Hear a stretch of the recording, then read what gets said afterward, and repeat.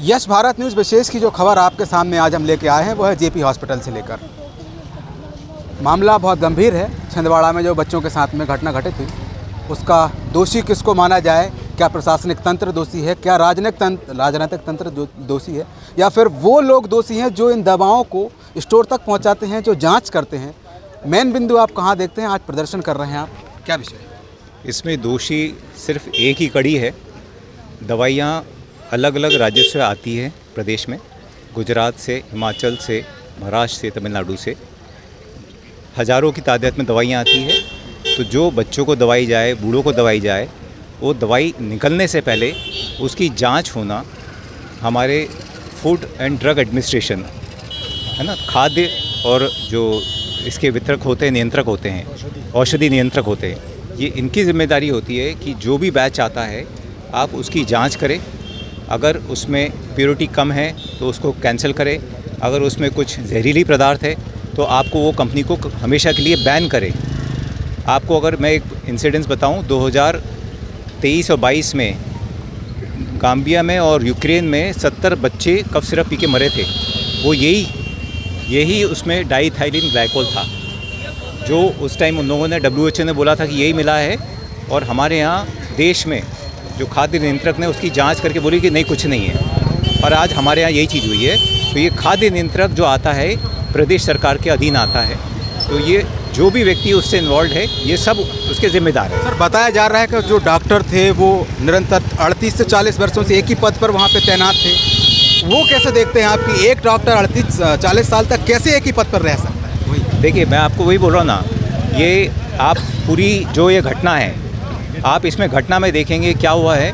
बच्चे ने दवाई पी और वो मर गया, और मर के सरकार ने सबसे पहले क्या किया, जिस डॉक्टर ने प्रिस्क्राइब करी उसको उन्होंने थाने में बंद कर लिया है। ये क्यों किया गया है? क्योंकि जो सरकार का जो मुख्य दायित्व है, जिसमें उन्होंने की नाकामी रही है, उनकी ये इनकॉम्पिटेंसी है जो भी कारण से, उसको छुपाने के लिए उन्होंने वो डॉक्टर को दबा लिया है। अब वो बोल रहे कि डॉक्टर बहुत साल से हैं, वो बहुत बाहर प्रैक्टिस करता है, उसकी किसी का कुछ और मेडिकल है। इससे क्या मतलब है? दवाई तो दवाई है, जो बनाया है एक उसको टेस्ट करनी है, और जो बेच रहा है अपने प्रदेश में एक उसको टेस्ट करनी है। तो ये राज्य सरकार है। मैं डॉक्टर पाठक हूँ, प्रदेश अध्यक्ष। ये डॉक्टर PD महंत है, हमारे उपाध्यक्ष है। जैसा कि आपको बता दें, आज हम जेपी हॉस्पिटल भोपाल में मौजूद हैं। विषय है छिंदवाड़ा में हुई घटना, क्योंकि 25 जो बच्चे हैं उनकी दुखद मृत्यु हुई। विषय को जानने का प्रयास कर रहे हैं कि कांग्रेस पार्टी की ओर से क्या प्रदर्शन किया जा रहा है और किस मांगों को लेकर ज्ञापन दिया गया है। सर, आज 1250 हॉस्पिटल के सामने जिला कांग्रेस कमेटी भोपाल शहर द्वारा जो छिंदवाड़ा में जहरीला कफ सिरप पी के 26 बच्चों की मौत हुई है, उसमें स्वास्थ्य मंत्री से इस्तीफे की मांग को लेकर हमने यहाँ प्रदर्शन किया है। निश्चित तौर पे ये जो मौतें हुई इसकी जिम्मेदारी किसकी है? ये सरकार की जिम्मेदारी है, ये स्वास्थ्य विभाग की जिम्मेदारी है, और अभी तक कोई भी बड़ी कार्रवाई सरकार द्वारा नहीं की गई।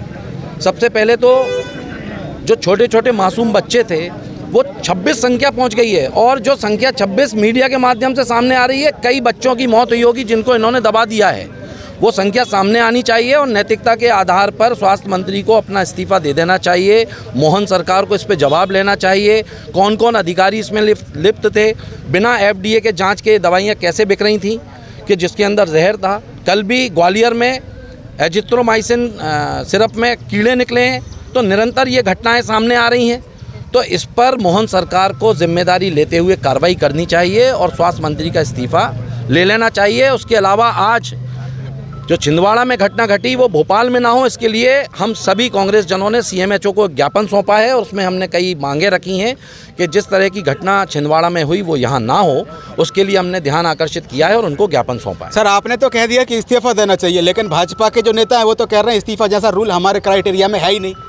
ये भ्रष्टाचार को उजागर करता है, इसलिए क्राइटेरिया नहीं है। ये जो दवाइयाँ थीं जिसमें जहर था, बिना FDA के जांच के कैसे आ गई? किसको इसका परसेंट जाता था? जो डॉक्टर पर्चे पे दवाइयाँ लिखते थे वो परसेंट कैसे जाता था? बिना सरकार स्वास्थ्य विभाग के मर्जी के दवाइयाँ मध्य प्रदेश में नहीं बिक सकती, वो भी मेडिकल स्टोर पे, सरकारी अस्पतालों पे नहीं मिल सकती। ये भ्रष्टाचार है। ये सब मिलकर भ्रष्टाचार कर रहे हैं, इसीलिए कार्रवाई नहीं हो रही है। और भारतीय जनता पार्टी इस तरह का बयान दे रही है। आज भोपाल की हालत बद से बदतर हो गई है, मध्य प्रदेश की हालत बद से बदतर हो गई है।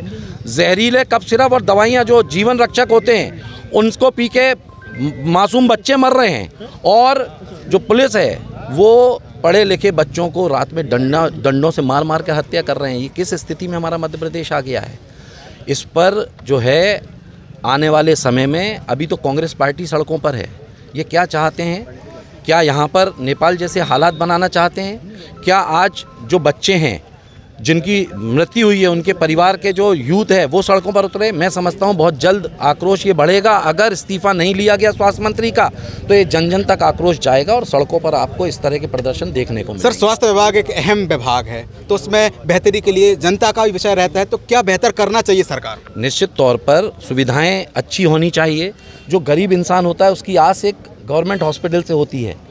कई लोगों के पास पैसा नहीं होता तो उसके लिए उनका इलाज जो होता है वो गवर्नमेंट हॉस्पिटल में होता है। यहाँ पर जो इलाज सुचारू रूप से नहीं मिल पा रहा है, तो मुझे लगता है कि ये मिली भगत है। प्राइवेट अस्पतालों को फ़ायदा पहुँचाने के लिए इस तरह के काम किए जा रहे हैं ताकि गरीब आदमी भी कर्जा ले, अपनी ज़मीन बेचे और प्राइवेट अस्पताल में अपने बच्चों का, अपने परिवारजनों का इलाज कराएं।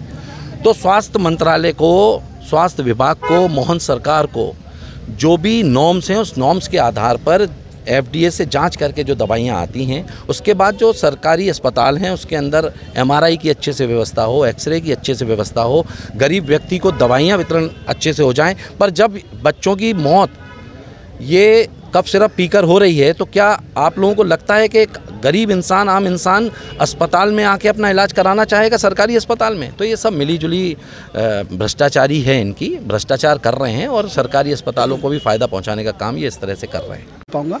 मैं तो हम लोग बताऊंगा, हमारे भोपाल ज़िले में जो हम लोग को निर्देश मिले थे हम उसका पालन करवा रहे हैं। सारे प्राइवेट और सरकारी चिकित्सकों से हम लोग निर्देश जारी किया जा चुका है कि 2 साल से कम के उम्र के बच्चों को कॉम्बिनेशन कफ सिरप बिल्कुल ना दें, और 2 से 5 साल के जो बच्चे हैं उनको विशेष ऑब्जर्वेशन है, अगर बहुत ज़्यादा ज़रूरत हो तो ही कॉम्बिनेशन कफ सिरप लिखना है। और साथ में जो प्राइवेट मेडिकल स्टोर है उन सबको निर्देश जारी किए जा चुके हैं कि कोई भी OTC प्रोडक्ट नहीं करेगा, कफ सिरप बच्चों को बिना डॉक्टर के पर्चे के नहीं दिएगा।